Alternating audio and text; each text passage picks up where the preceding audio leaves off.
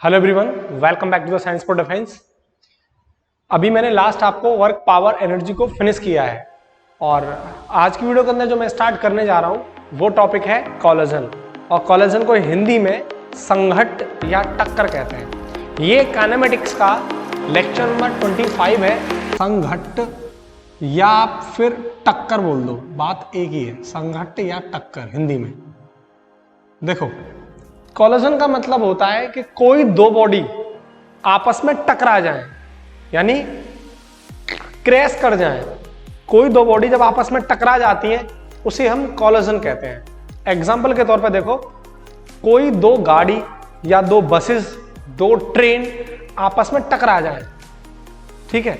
दूसरा एग्जांपल ये देखो, आप कोई हथौड़ा, हैमर, अगर आप किसी नेल को यानी हथौड़े से किसी चोभे को आप मारो उस पर, तो हथौड़ा किससे जाके टकरा रहा है? उस नेल से, चोभे से। तो ये भी क्या है आपका कोलिजन। तीसरा आप देखो, कैरम बोर्ड। हम कैरम बोर्ड खेलते हैं तो उसमें जो कैरम होते हैं हम कैरम में मारते हैं, तो कैरम, एक कैरम दूसरी कैरम से जाके टकराता है। तो अगर कभी कोई बॉडी दूसरी बॉडी से जाके टकराती है उसे हम कोलिजन यानी संघट्ट या टक्कर के नाम से जानते हैं। ये बात क्लियर है? होता क्या है कोलिजन के अंदर? कोलिजन के अंदर ये चीज आपको मिलती है। देखो, ये मेरे पास मान के चलो बॉडी कोई ए है, बॉडी ए, और इसकी स्पीड है v, ठीक है। और एक दूसरी बॉडी है और ये है आपकी बॉडी b और इसकी स्पीड है u, ठीक है। ये कब की कंडीशन है? बिफोर कोलिजन, यानी टक्कर से पहले की सिचुएशन है, टक्कर से पहले की कंडीशन है। अब ये बॉडी आपस में टकरा गई। ये कब टकरा रही होंगी? एक कंडीशन है, इसी कंडीशन पर तो टकराएंगी जब पहली वाली बॉडी की स्पीड क्या हो, ज्यादा दूसरी से, तो इसी कंडीशन पर ही तो कोलिजन होगा, ठीक है। तो ये कंडीशन बन गई, ये वाली कंडीशन, ये बॉडी ए और ये बॉडी। ये मैंने क्या किया है, होता क्या है कि जो कोलिजन के टाइम जब कोई दो बॉडी आपस में टकराती हैं तो उनका साइज क्या हो जाता है? डिफॉर्म हो जाता है, टूट जाती है, अंदर फंस जाती है, टूट जाती है, यानी डिफॉर्म हो जाती है। तो ये कब की कंडीशन है?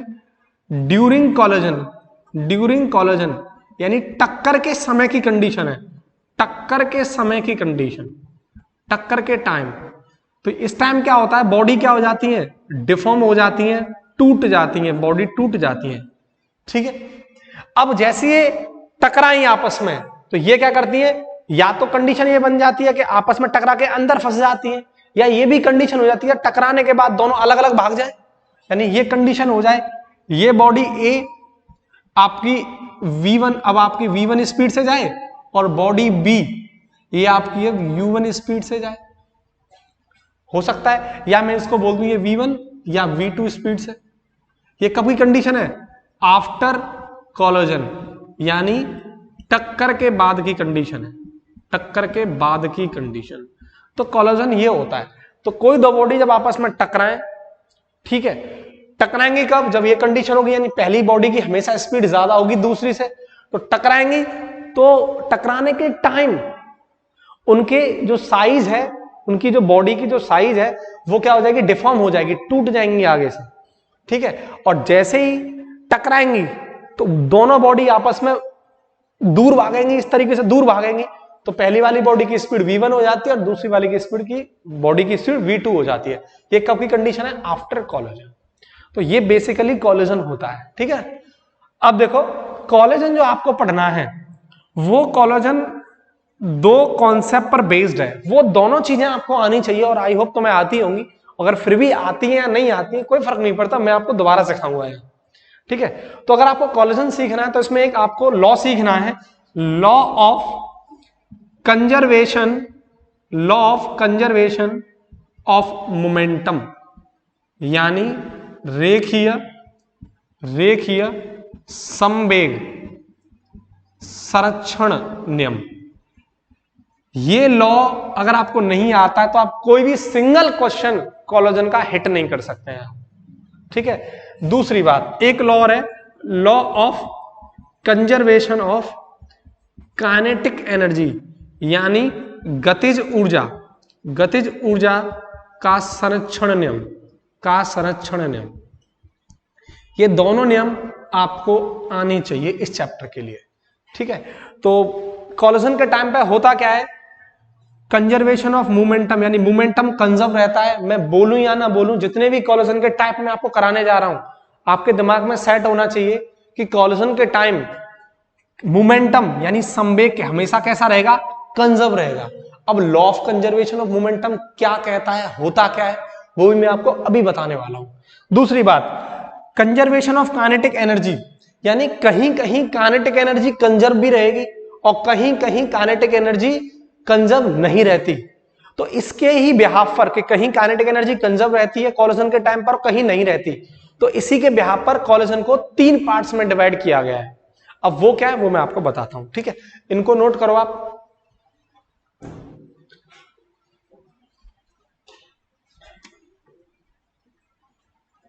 तो कोलिजन 3 टाइप का काइनेटिक एनर्जी कंजर्व रहती है या नहीं रहती, इसके बिहाफ पर इसको डिवाइड किया गया है। ठीक है, तो देखो सबसे पहला टाइप कोलिजन का, जो सबसे पहला टाइप है उसे बोलते हैं हम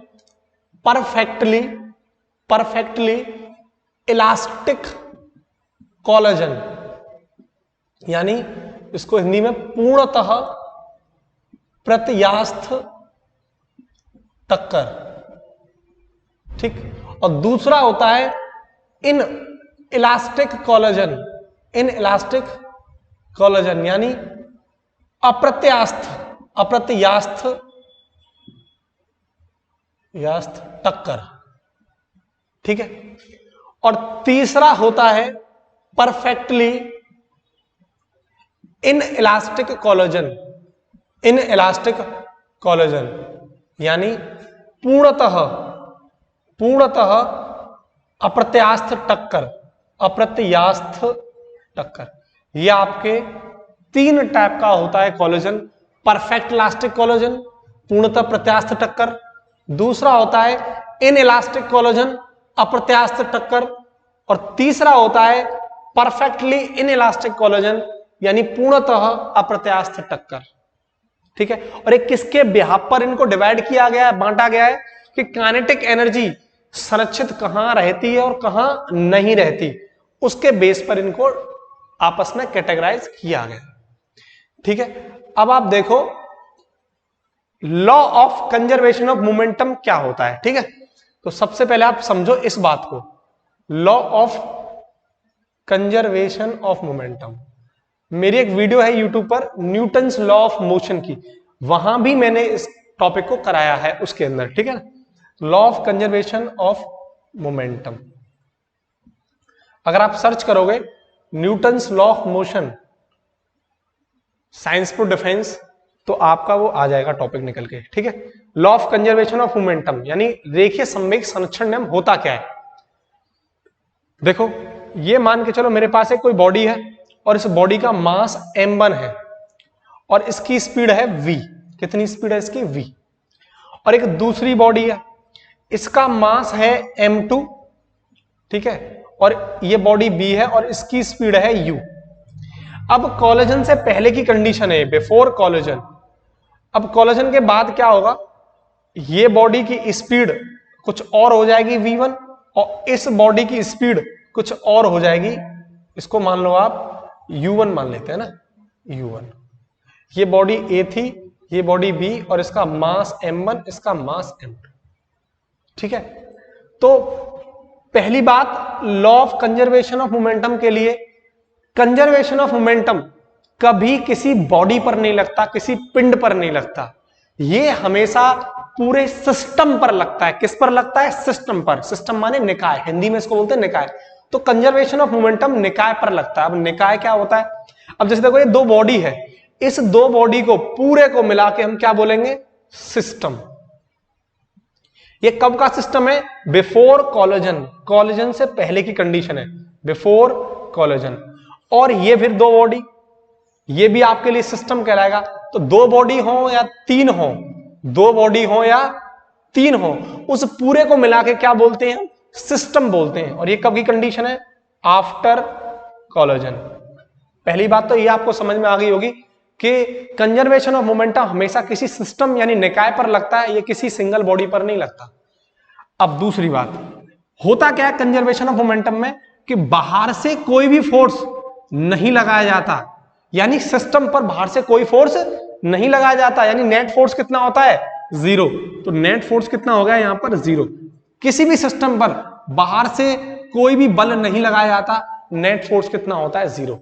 अब आप देखो न्यूटन्स लॉ ऑफ मोशन के सेकंड लॉ के अकॉर्डिंग, एनएलएम यानी न्यूटन्स लॉ ऑफ मोशन के सेकंड लॉ के अकॉर्डिंग आपने देखा होगा फॉर्मूला होता है F बराबर dp ओवर dt।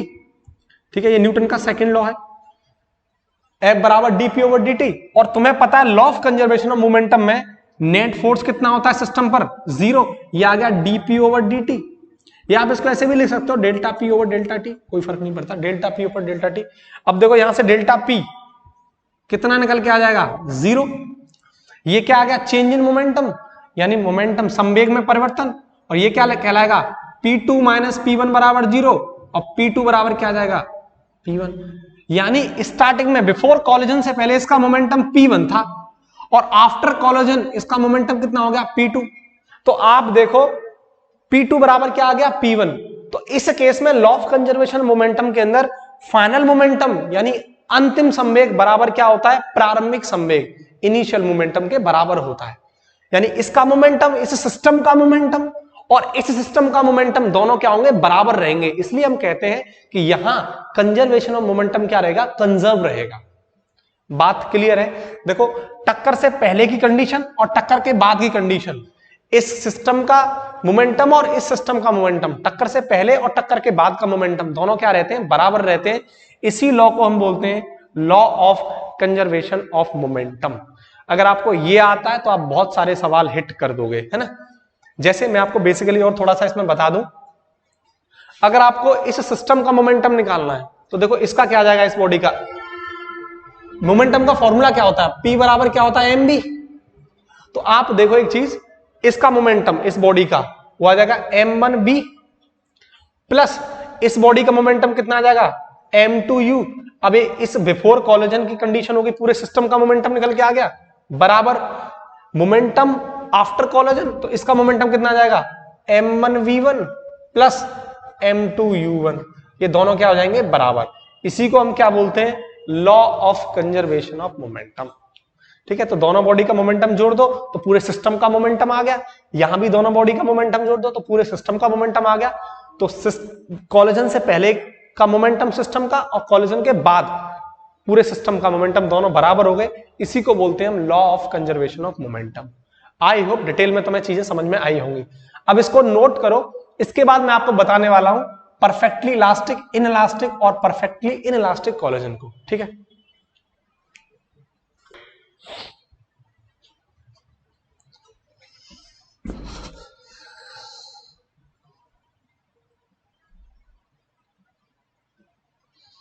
ठीक है, ये इसको आपने अच्छे से नोट कर लिया होगा। अब देखो, अब मैं आपको कराऊंगा कॉलिजन के टाइप। ठीक है,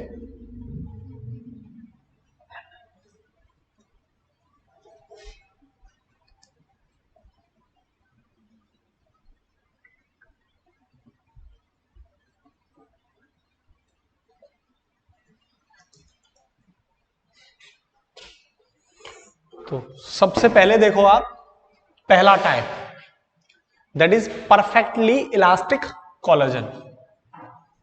परफेक्टली इलास्टिक कॉलिजन। कई बार हिंदी में दिक्कत आती है तुमको कि हिंदी में मैं नहीं लिखता, ऐसी कमेंट आती है कि हिंदी में लिखा करो। अब मैंने एक बार वो हिंदी में लिख दिया था तो बार बार लिखने की जरूरत नहीं है। अब तुम्हें समझ में आ गया होगा कि परफेक्टली इलास्टिक कॉलिजन को हम क्या कहते हैं। अगर बार बार लिखेंगे तो वीडियो थोड़ा लेंदी हो जाएगा। ठीक है, तो आपको समझ में आ गया होगा कि परफेक्टली इलास्टिक कॉलिजन को हिंदी में क्या कहते हैं। ठीक है, अब देखो, ये मेरे पास यहां एक बॉडी है। ठीक है, ये बॉडी ए है। अगर इस बॉडी को मैं ऊपर से नीचे की तरफ फेंकता हूं, ऊपर से नीचे फेंकता हूं, तो अर्थ की सरफेस पर आके टकराती है ये यहां पे, यानी ये बॉडी यहां आके टकरा गई। अगर ये बॉडी मैंने ऊपर से छोड़ा और नीचे आके टकरा गई और नीचे टकराने के बाद ये वापस मेरे हाथ में आ गई, इसको बोलते हैं परफेक्टली इलास्टिक कोलिजन। दोबारा समझो, मेरे हाथ में बॉल है, बॉल को मैंने ऊपर से नीचे छोड़ा, टकराने के बाद दोबारा से मेरे हाथ में आ जाए, इसको हम बोलते हैं परफेक्टली इलास्टिक कोलिजन। यानी तुम यहां देख क्या रहे हो, यहां ये कंडीशन है कि जैसे ऊपर से मैंने नीचे इसको ड्रॉप किया, मानो इसकी हाइट थी h, कैपिटल H, अब नीचे से ये दोबारा से अपनी ओरिजिनल पोजीशन पर पहुंच गई जहां से इसको छोड़ा था, यानी इसने हाइट गेन की स्मॉल h, यानी ये कंडीशन है h बराबर h। ठीक है, तो इस केस में क्या हो रहा है, यहां जो बॉल की जो पोटेंशियल एनर्जी है वो पूरी किस में कन्वर्ट हो रही है, काइनेटिक एनर्जी में, और यहां जो काइनेटिक एनर्जी है वो पूरी तरह किस में कन्वर्ट हो रही है, पोटेंशियल एनर्जी में। तो आप यहां क्या देख रहे हो, इस केस के अंदर काइनेटिक एनर्जी का कोई भी लॉस नहीं हो रहा है, यानी काइनेटिक एनर्जी यहां पे क्या है, कंजर्व है, संरक्षित है। तो काइनेटिक एनर्जी जब कंजर्व रहती है तो उसके बिहाफ पर उस टाइप को बोलते हैं परफेक्टली इलास्टिक कोलिजन। मैंने आपको अभी बताया था कि इनको 3 पार्ट में डिवाइड किया गया है इसके बेसिस पर कि काइनेटिक एनर्जी कंजर्व रहेगी या नहीं रहेगी। तो ये वाला जो टाइप है वो किस बेस पर है कि काइनेटिक एनर्जी क्या रहती है, कंजर्व। आप देख सकते हो पूरा पोटेंशियल काइनेटिक में कन्वर्ट हुआ और पूरा काइनेटिक पूरे पोटेंशियल में कन्वर्ट हो गया। जिस हाइट से उसको छोड़ा था उसी हाइट पर वापस आ गई, तो कहां एनर्जी का लॉस हुआ, कहीं नहीं। तो इस केस के अंदर बहुत इंपॉर्टेंट बात, no loss of kinetic energy, no loss of kinetic energy, यानी गतिज ऊर्जा की कोई भी हानि नहीं हुई है, गतिज ऊर्जा की हानि नहीं हुई है। या तो मैं इस बात को ऐसे लिख दूं या इस बात को मैं ऐसे लिख दूं कि kinetic energy is conserve, kinetic energy is conserve, यानी गतिज ऊर्जा क्या है, संरक्षित है। बात समझ में आ रही है। दूसरा, पूरे कोलिजन के अंदर हमेशा लीनियर मोमेंटम सिस्टम का कंजर्व रहेगा, ये बात याद रखना, क्या रहेगा, हमेशा कंजर्व रहेगा। तो यहां भी क्या होगा, लीनियर मोमेंटम, ठीक है, यानी लीनियर मोमेंटम ऑफ सिस्टम, पूरे निकाय का सिस्टम, पूरे निकाय का रेखीय संवेग संरक्षित रहता है, इज कंजर्व। ये बात भी आपको समझ में आ रही होगी। तीसरा, यहां टोटल एनर्जी यानी कुल ऊर्जा भी क्या रहेगी, संरक्षित रहेगी। टोटल एनर्जी इज कंजर्व, यहां भी क्या रहेगी, कुल ऊर्जा संरक्षित रहेगी। ये तीनों पॉइंट्स आपके लिए काम के हैं। कई बार एयरफोर्स ने, नेवी ने क्वेश्चन पूछा है कि बताओ परफेक्टली इलास्टिक कोलिजन के अंदर क्या कंजर्व रहता है, ऑप्शन दे दिया उसने, both kinetic energy and total energy is conserve, ऐसे करके ऑप्शन दे दिए। ये आपको तीनों पॉइंट्स आपके लिए इंपॉर्टेंट है। जो सबसे इंपॉर्टेंट बात वो ये है, ये प्रैक्टिकली ऐसा कोलिजन पॉसिबल नहीं होता, तो प्रैक्टिकली नॉट पॉसिबल तो प्रैक्टिकली ऐसा पॉसिबल नहीं होता कि आप बॉल को ऊपर से नीचे छोड़ो और बिल्कुल डिक्टो आपके हाथ में आ जाए। वो कहीं ना कहीं थोड़ा सा तो नीचे रहेगी, लेकिन प्रॉपर जिस जगह से छोड़ा है उस जगह पर वापस लौट के नहीं आएगी। तो ऐसा प्रैक्टिकली पॉसिबल नहीं होता, लेकिन हमें अपने न्यूमेरिकल सॉल्व करने के लिए ये पढ़ना पड़ता है। ठीक है, आपको ये बात भी क्लियर हो गई होगी। अब देखो दूसरा पॉइंट, वीडियो को पॉज करके आप आराम से नोट कर लिया करो और नोट साथ ही साथ बनाया करो। ठीक है, जो हमारे हाथ के खुद के लिखे हुए नोट्स होते हैं उनकी जो फीलिंग होती है वो अलग ही होती है। ठीक है, तो ये चीजें आप खुद नोट करके लिखा करो। स्क्रीनशॉट ले लिया फिर हम नोट कर नहीं रहे, उसका कोई फायदा नहीं है पढ़ाई का। अगर आप साथ के साथ कॉपी निकालो और साथ के साथ वीडियो को पॉज करो और तुरंत लिखते जाया करो। ठीक है, दूसरा पॉइंट क्या है, इन इलास्टिक कोलिजन, जिसकी भी मैंने आपको हिंदी बता दी थी, अप्रत्यास्थ टक्कर।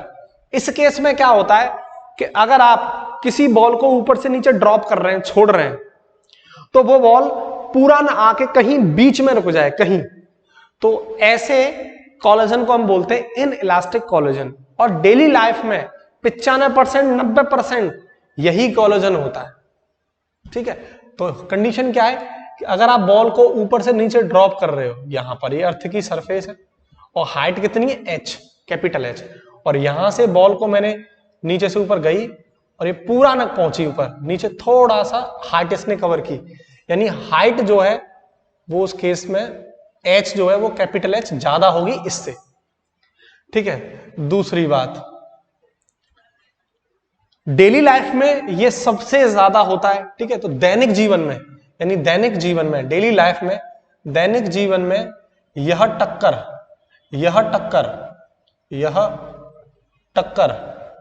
90% होती है, 90% होती है। तो सबसे ज्यादा दैनिक जीवन में इनइलास्टिक कोलेजन ही देखने को मिलता है, ठीक है। अब इंपॉर्टेंट बात देखो, अब आप देखो, जब मैंने बॉल को ऊपर से नीचे ड्रॉप किया H हाइट से, कैपिटल H हाइट से, तो बॉल अपनी ओरिजिनल पोजीशन पे नहीं पहुंची।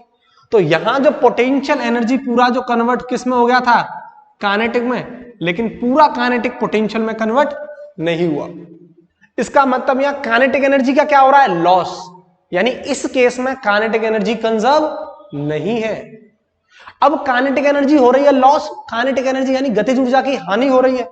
तो काइनेटिक एनर्जी जो है, जो लॉस हो रही है, वो किसी फॉर्म में ही तो लॉस हो रही होगी भाई। एनर्जी हमेशा लॉस एनर्जी की फॉर्म में हो तो होगी, चाहे वो हीट एनर्जी की फॉर्म में हो, चाहे साउंड एनर्जी की फॉर्म में हो, चाहे लाइट एनर्जी की फॉर्म में हो।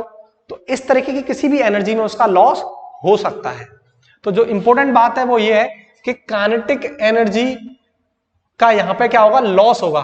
तो काइनेटिक एनर्जी इज लॉस, ठीक है। यानी गतिज ऊर्जा की क्या होगी, हानि होगी। या मैं इस बात को ऐसे लिख दूं कि kinetic energy is not conserve, is not conserve, यानी गतिज ऊर्जा संरक्षित नहीं रहती है, संरक्षित नहीं रहती है। बात एक ही है, ठीक है। यहां काइनेटिक एनर्जी का लॉस होगा। दूसरा पॉइंट, पूरे सिस्टम का लीनियर मोमेंटम हमेशा क्या रहेगा, कंजर्व रहेगा। मैं बोलूं या ना बोलूं, कोलिजन के हर पार्ट के अंदर पूरे सिस्टम का हमेशा लीनियर मोमेंटम कंजर्व रहेगा। तो लीनियर मोमेंटम यानी रेखीय संवेग, तो linear momentum of system is conserved, ठीक है। तो ये आपकी बात समझ में आ गई। तीसरी बात, टोटल एनर्जी भी क्या रहेगा, कंजर्व रहेगा। टोटल एनर्जी भी क्या रहेगा, कंजर्व रहेगा। कुल ऊर्जा क्या रहेगी, कंजर्व रहेगी। बस काइनेटिक एनर्जी का लॉस होगा, और काइनेटिक एनर्जी का लॉस होने का मतलब क्या है कि काइनेटिक एनर्जी यहां पर कंजर्व नहीं है, ठीक है। ये चीज आई होप तुम्हें बहुत अच्छे से समझ में आई होगी। अब इसके बाद इसको वीडियो को पॉज करो और नोट करो। इसके बाद मैं आपको थर्ड कराता हूं।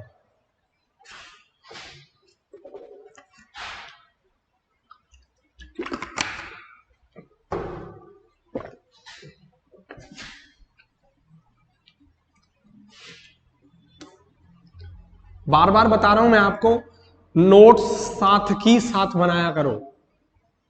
बाद के लिए जो छोड़ोगे कोई फायदा नहीं है। अब देखो third, perfectly in elastic collagen, ठीक है। परफेक्टली इलास्टिक कोलेजन, पूर्णतः अप्रत्याशित टक्कर। अब इस केस में क्या होता है, अगर आप किसी बॉडी को ऊपर से नीचे की तरफ ड्रॉप कर रहे हो, ऊपर से नीचे की तरफ छोड़ रहे हो, अब वो बॉल चिपक गई अर्थ की सरफेस से। यानी अगर किसी बॉडी को तुम नीचे से फेंक के मारो किसी दीवार में, तो चिपक जाए, वापस लौट के ही ना आए। तो ऐसे केस को हम बोलते हैं, ऐसे कोलेजन को हम बोलते हैं परफेक्टली इन इलास्टिक कोलेजन। जैसे बहुत सारे एग्जांपल हो सकते हैं। अगर आप बंदूक की गोली को मारो किसी लकड़ी के गट्ठर के अंदर, तो लकड़ी के वो गट्ठर के अंदर फंसी रह जाएगी, वो वापस लौट के नहीं आएगी। तो किसका एग्जांपल है, इसका। या आप किसी बंदूक की गोली को रेतीले में मारो, रेत के अंदर मारो, रेत के डिब्बे के अंदर मारो, तो फंसी की फंसी रह जाएगी, लौट के नहीं आएगी। तो किसका एग्जांपल है, इसका। या आप कीचड़ को फेंक के मारो दीवार पर, वो लौट के नहीं आएगी, तो ये किसका एग्जांपल है, परफेक्टली इन इलास्टिक कोलेजन, ठीक है। तो जैसे ये बॉडी है और इस बॉडी को छोड़ा गया, अर्थ की सरफेस से टकराई, ठीक है, और हाइट कितनी अचीव की इसने, h, कैपिटल H। अब या तो इस बात को ऐसे समझ लो कि चिपकती रह गई बिल्कुल अर्थ की सरफेस से, या थोड़ा सा, बहुत थोड़ा सा ही उठी ऊपर की तरफ, बहुत थोड़ा सा। यानी कैपिटल H जो है इस केस में बहुत ज्यादा है, ये कंडीशन। या तो ऐसे समझ लो या ये समझ लो चिपक गई, बात एक ही है। तो ऐसे केस के अंदर बॉडी क्या हो जाती है, बॉडी स्टिक कर जाती है, चिपक जाती है, body stick to the surface, यानी सतह से पिंड, कोई बॉडी या बॉल चिपक जाता है। अब देखो यहां पर जो पोटेंशियल एनर्जी थी वो पूरा किस में कन्वर्ट हुई, काइनेटिक एनर्जी में, लेकिन हम काइनेटिक एनर्जी पोटेंशियल में कन्वर्ट नहीं हुई। इसका मतलब यहां काइनेटिक एनर्जी का क्या होता है, मैक्सिमम लॉस। तो मैक्सिमम लॉस होता है काइनेटिक एनर्जी का, यानी गतिज ऊर्जा की सबसे ज्यादा हानि। क्वेश्चन अगर आए कि गतिज ऊर्जा की सबसे ज्यादा हानि कहां होती है, तो परफेक्टली इन इलास्टिक कोलिजन के अंदर होती है, सबसे ज्यादा लॉस होता है इसके अंदर। या मैं यूं बोलूं कि काइनेटिक एनर्जी कंजर्व नहीं रहती। तो काइनेटिक एनर्जी जब कंजर्व नहीं रहती, उसके दो कोलिजन है, इनइलास्टिक और परफेक्टली इनइलास्टिक। तो काइनेटिक एनर्जी कंजर्व रहती है, जहां कोई लॉस नहीं होता, उसके बेस पर एक पार्ट है आपका इलास्टिक कोलिजन। ठीक है। दूसरी बात, आपका linear momentum of system is conserve, हमेशा कंजर्व रहेगा पूरे सिस्टम का। तो रेखीय संवेग निकाय का संरक्षित रहता है। तीसरी बात, जो टोटल एनर्जी है वो तो हमेशा क्या रहेगी, कंजर्व्ड रहेगी। कुल ऊर्जा हमेशा सिस्टम की क्या रहेगी, संरक्षित रहेगी। आई होप तुम्हें ये चीजें बिल्कुल बहुत अच्छे से समझ में आई होंगी। ठीक है, तो वीडियो काफी लेंदी हो गया, 30 मिनट के आसपास का है, इसको बहुत अच्छे से आप नोट करें। इसके बाद अब आपको जो मैं नेक्स्ट वीडियो के अंदर कराऊंगा, आज की वीडियो में तो इतना ही, और अपने नोट्स आराम से बनाया। नेक्स्ट वीडियो के अंदर मैं आपको कराने वाला हूं परफेक्टली इलास्टिक कोलिजन का वन डायमेंशन में मोशन, यानी वन डायमेंशन का मतलब सरल रेखा में कोई दो बॉडी का आपस में कोलिजन। और कौन सी बॉडी, परफेक्टली इलास्टिक कोलिजन वाली बॉडी। ठीक है, और उसके अंदर एक तो ये हो गया। दूसरा मैं आपको कराऊंगा परफेक्टली इनइलास्टिक या inelastic collision in one dimension. ठीक है, वो सेकंड पार्ट के अंदर मैं आपको कराऊंगा। तो ये चीजें आप बहुत अच्छे से नोट करो। कोई भी डाउट हो कमेंट करके जरूर आप मुझे बताएं कि वीडियो आपको कैसी लगी है। और अगर मैं आपके लिए मेहनत कर रहा हूं तो प्लीज वीडियो को जरूर शेयर करें, ज्यादा से ज्यादा शेयर करें, ताकि आपके साथ के रहने वाले लोग भी इस चीज का बेनिफिट उठा सकें। अगर आप चैनल पर नए हैं तो जरूर चैनल को सब्सक्राइब कर लें और बेल आइकन को जरूर प्रेस कर लें, ताकि